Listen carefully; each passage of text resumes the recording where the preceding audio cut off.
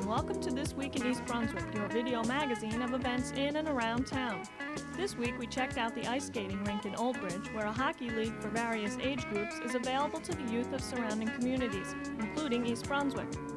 Sunday's concert, sponsored by the East Brunswick Arts Commission, featured former township resident Laura Sotto on piano. We'll give you a peek at that. The artist in residence at the library Sunday was painter Helen, who described her work with pastels and oil colors. On Sportscare tonight, athletic trainer Phil Hostler dispels some misconceptions about personal training regimens. Our Healthfacts will list some benefits provided by the new Medicare law. This week, the Town Council was bogged down by debate over the reduction of performance bonds for the builder of the Briar Ridge development. Later, we'll have a review of Monday's action meeting. At 8:30 tonight, Channel 8 will feature income tax information provided by the Internal Revenue Service. We will show segments addressing the needs of a variety of taxpayers on Monday, Tuesday, and Thursday evenings until April 15th. Stay tuned now for This Week in East Brunswick while we preview next week's programming. Monday at 10 a.m., watch Look Great, Feel Great with Lenore Kulik. At 10:30, we bring you stories from the library with librarian Sherry Ginsberg. Our tax tips at 7 and 8 p.m. Monday will include information for educators and civil servants. Tuesday night at 7, the City of Beverly Hills presents In Print. Sports Talk at 7:30 features author Joan Mellon, who wrote Bob Knight, His Own Man, about the flamboyant basketball coach at Indiana University.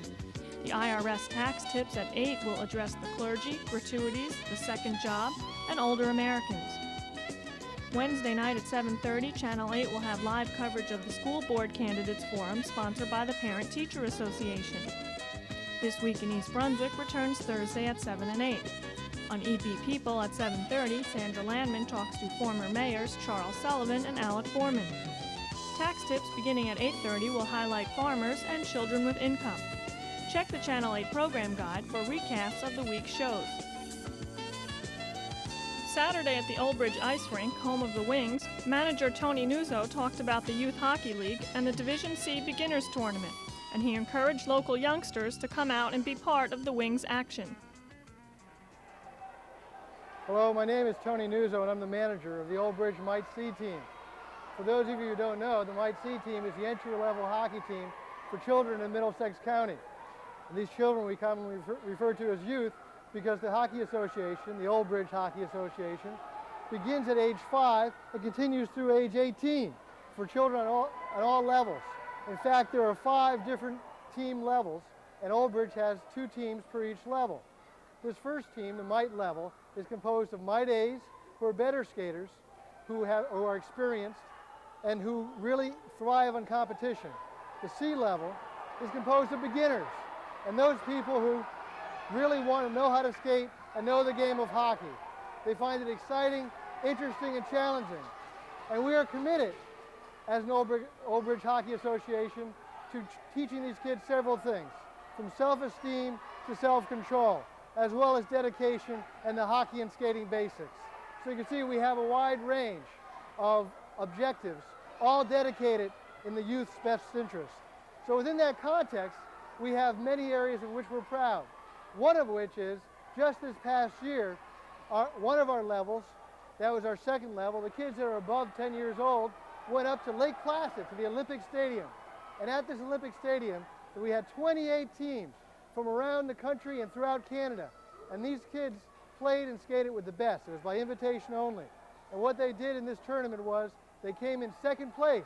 They won the silver medal. And that's representative of what we look for in our children. Not just winning, but good character.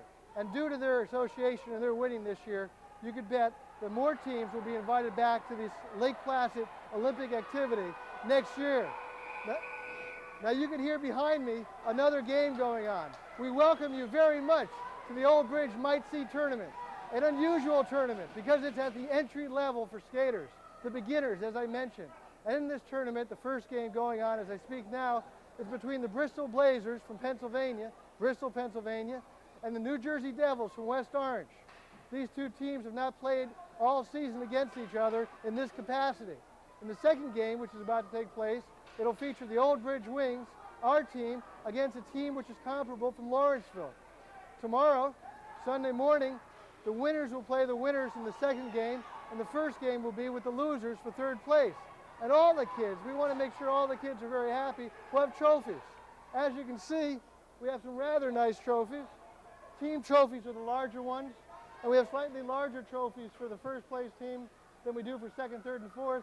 But they're all very nice trophies, and we want to make sure that everyone leaves with an excellent feeling, a good feeling, feeling good about the season and feeling good about themselves. Now, from a coaching perspective, you should know that we have coaches who have coached through their school days.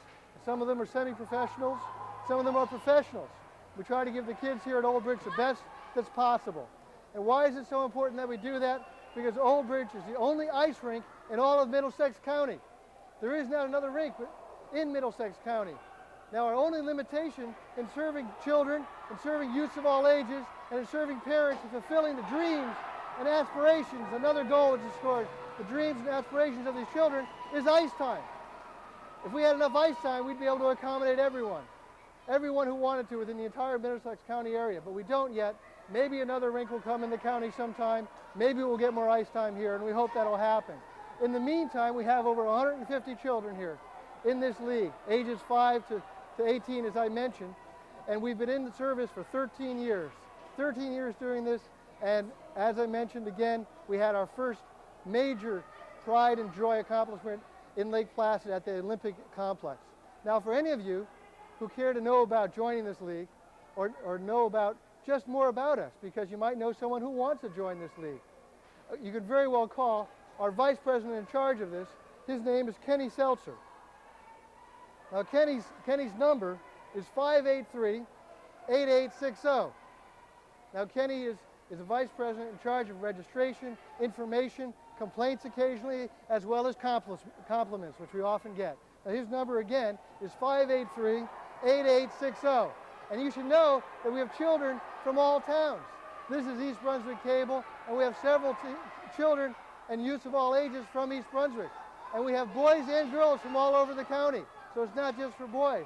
And as you go through the rosters and you watch the TV and the game, you'll be watching the wings, and you'll see East Brunswick children, Old Bridge children, Matawan children, children from all over. So thank you very much for tuning in, and I hope we can hear from you soon. Thank you. Nice and loud. I'm Stephen Massimo, it's number 1, Old Bridge. I'm Peter Murray, number 5, Madeline. I'm Matthew Sefler, 9, East Brunswick.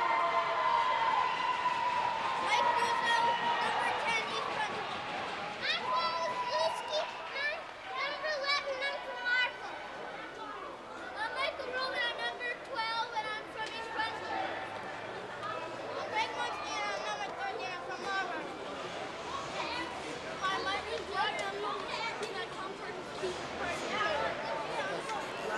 I'm Jeff Wendell, I'm at number 15, I live in New Jersey. Oh, I'll take it in a second. Yeah.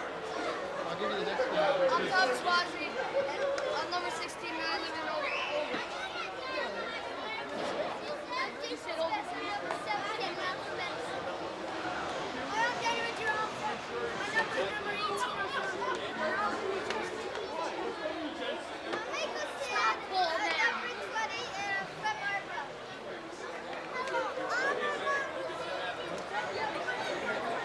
I'm Coach from wherever you want.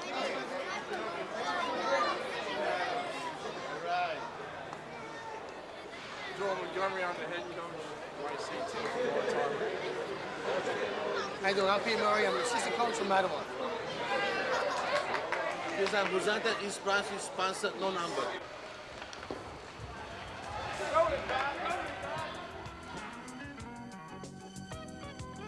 Hi, this is Dolly Baster with your arts update for this week. I'm at the East Brunswick Library. It's a Sunday afternoon. It's almost 3 o'clock, as we say, show time. And to my right is a very lovely lady. She is formerly an East Brunswick resident, and her name is Laura Marchesotto. To my left is a very handsome gentleman. He is the baritone of the afternoon, and his name is Barney Crockerell. Now, I've got that all going. How do you guys feel about being here in East Brunswick? I'm delighted because East Brunswick's always in my heart, even though I don't live here anymore. So I'm really happy to come home and play. Well, you're down in Washington now. I am, and I'm with the Washington Opera this season, and Barney and I have done this tour in several other places this year. So we're real excited. Barney, how do you feel about being in East Brunswick? Now, I know you're not, going to run us over in hysteria about this, but it is a charming town. I'm delighted to be here. It's a chance to have a vacation and be away, and I went to New York City yesterday. It's always good to sing, so good chance to sing. Whereabouts are you from? I'm from Nashville, Tennessee.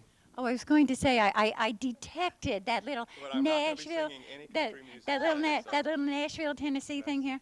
that's Okay, well, listen, it's so good to have both of you here. Good to be And why don't the two of you go prepare? Our audience is beginning to come in, and we'll see you in a little bit. Great, thank you. Thank you. Bye.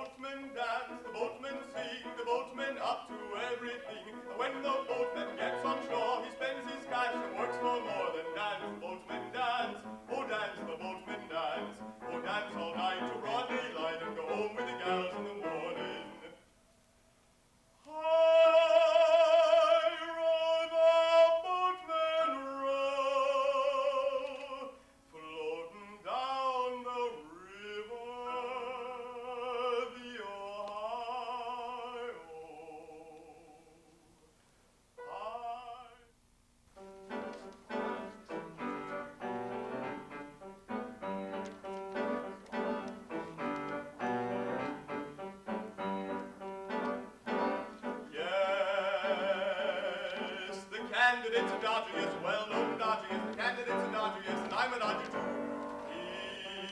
He'll meet you and treat you and ask you for your vote, but look out, boys, he's a dodging for a vote, yes, we're all dodging, a dodging, dodging, dodging, yes, we're all dodging now the way through the world.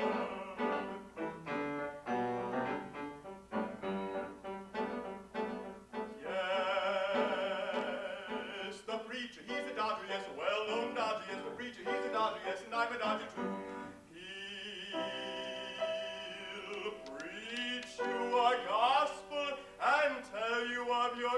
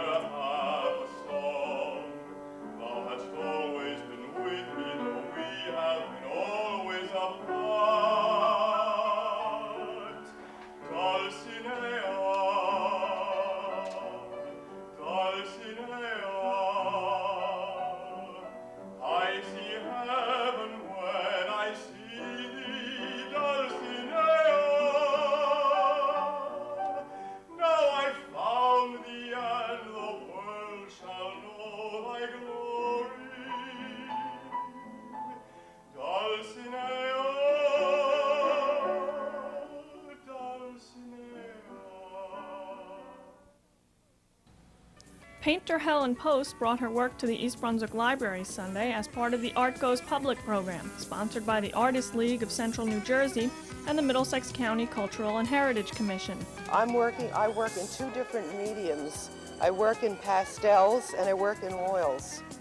Generally, I work on location, such as doing landscapes, such as these two, and I generally work in pastels when I'm on location. This painting is from a pastel, which is not shown here, and this one was done in my studio from the original pastel. Now, this one over here, the oil was taken from the pastel that I had done a while back in my studio. I use a great deal of color because I see a great deal of color, and I happen to love it as well. Like in this particular pastel over here, which is taken from this setup here, I have 5 different colors of blues and purple in it to make the purple that's over here. And at the moment, I'm working on an oil painting. Let me turn it around. And I'm working from a photograph of a pastel that I did a while back. And this was done on location also. Oh, this pastel I did in Juneau, Alaska. As a matter of fact, this one is from Juneau also, the oil.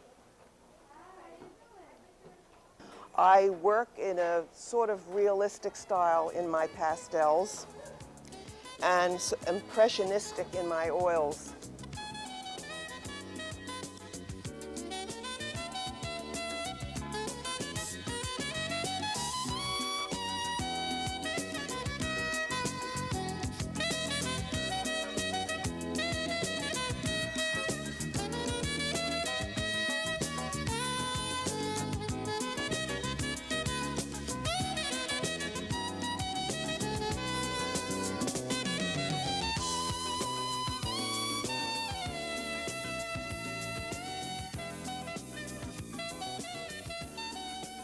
Hi, I'm Phil Hostler with this edition of Sportscare.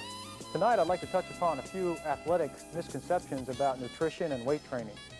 How many times have you heard the adage, no pain, no gain, or the more you train, the more you gain? Athletes of all ages still make the mistake of assuming that if the exercise doesn't hurt, it serves no purpose. The human body is a marvelous piece of machinery, capable of accepting almost anything in moderation. If you are impatient and attempt to speed up the process of gaining muscle, losing fat, getting stronger, or getting bigger, you are risking fatigue and injury. For example, runners who increase their mileage quickly past the 30 to 35 miles per week range find that the occurrence of injuries increases dramatically. The body needs time to accept, adjust, and recover. Another popular misconception is that weight training will masculinize females. This is simply not true in normal fitness routines. The typical female is about 23% muscle tissue, and the typical male is about 40%. However, due to naturally lower levels of muscle-building hormones, girls have been shown to increase their strength without increasing their muscle size. The benefits seen from a strengthening program by females are increases in muscular strength, endurance, and tone, but not size. Another misconception that people have is about vitamins. Are vitamins important for energy? No. Vitamins are important to good health, that's true, but they are not a source of energy. It's surprising how many people believe that vitamins are pep pills. Vitamins act as catalysts to body functions such as cell repair. However, vitamins themselves are incapable of providing energy. They need other foods in order to function. Therefore, someone who is on a very strict low-calorie diet who takes vitamin supplements may lose fat, but they will still be low of energy, prone to colds and may actually lose muscle tissue as well. For proper nutrition and weight reduction, you should remember that calories are calories. Foods contribute to thinness or fatness by the number of calories they contain. Bread and potatoes are valuable sources of vitamins and minerals and are not high in calories. Their fiber content is important for regulation of body processes. Bread and potatoes are sources of complex carbohydrates which the body prefers as an energy source. Be on your guard against myths and misconceptions about diets and exercise. If something seems to be too good to be true, it's probably because it isn't true. Until next time, this is Phil Hostler urging you to remember good sports care.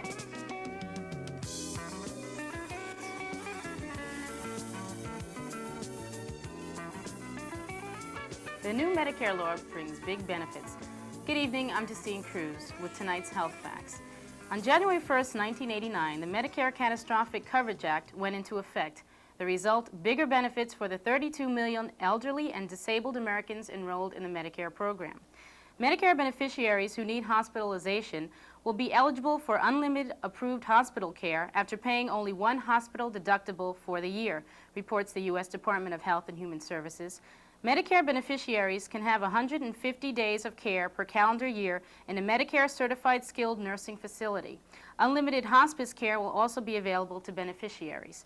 The new law is intended to protect Medicare beneficiaries and their families from financial ruin in the event of catastrophic cost of a major illness or injury.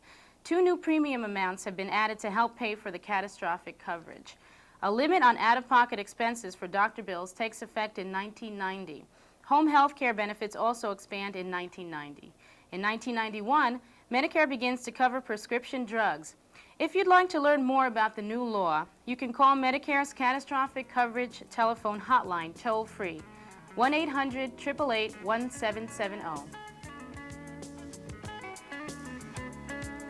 Monday night, the town council was bogged down in debate over reduction of performance bonds for sections of the Briar Ridge development off Milltown Road.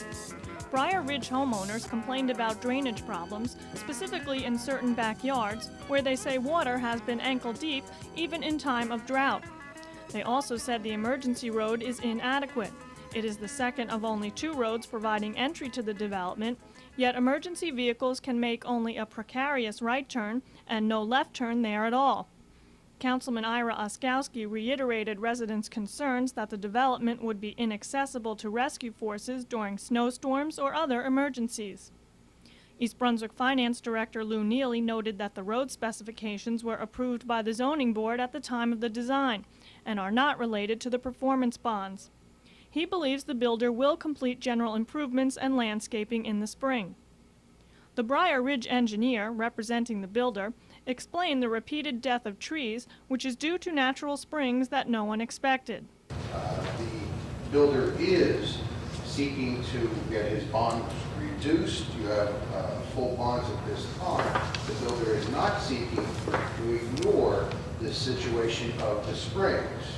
As it was mentioned, on a regular basis, we are finding new locations. As we find new locations, I am requested or authorized by the builder to try to resolve these springs by means of French drains or storm drainage. We do know that there are some of the backyards that are also wet, and this is due to the springs. In essence, we will be going back out to locate the areas that have not been resolved. We will also be looking for any new areas that possibly could occur. You do have a change in the soils from the disturbance, and you do have a tremendous amount of clay in the backyard. This is not an uncommon situation with that type of earth material. Also Monday night, the council passed a resolution honoring Dr. Mark Leitman for his efforts on behalf of the environment, especially his investigations concerning the Edgeboro landfill. The resolution, whereas the East Brunswick Township depends on the zealous participation and involvement of its residents And whereas Dr. Mark W. Leitman, MD, has devoted countless hours in researching and documenting the toxic waste crisis in Middlesex County in 1983. Whereas he had unselfishly given his time as an environmental activist in the protecting of the health of our residents by preventing the Twin Lakes housing development, and as a constant watchdog of the Edgeboro landfill. Now therefore be resolved that the mayor and the township council of the township of East Brunswick and the county of Middlesex, on behalf of a grateful community, do hereby express their sincere appreciation to Dr. Mark W. Leitman, MD, for his protection of our environment.